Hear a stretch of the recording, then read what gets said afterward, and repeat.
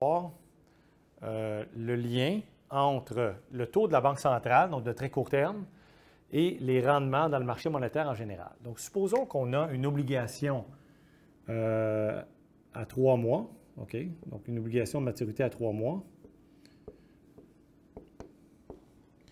qui donne un rendement de, on va dire, 5 annuel. OK? 5 en rythme annuel. OK? Annuel. OK? 5 annuel. Donc, et que le taux de la Banque centrale, je vais l'écrire Banque centrale, mettons, okay, est de, on va dire, 5 Donc, tout est égal. Okay, bon.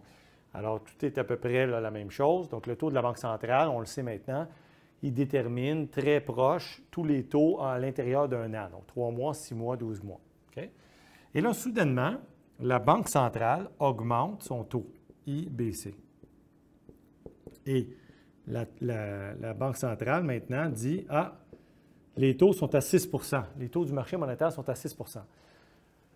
Concrètement, ça veut dire quoi? Si les taux du marché monétaire sont à 6 ça veut dire que n'importe qui peut déposer des fonds de façon absolument sûre, sans risque, à 6 de rendement annuel, sans risque. Donc, pensez-y. Qu'est-ce qui arrive à ce rendement-là là, de l'obligation à 3 mois qui est en circulation? Bien, c'est plus intéressant. C'est le même risque, mais il y en a une qui offre beaucoup plus de rendement, 6 au lieu de 5. Donc, la demande pour cette obligation-là chute, pour l'obligation à 5 chute. Donc, baisse de demande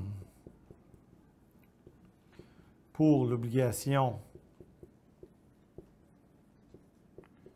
à 5 n'est-ce pas?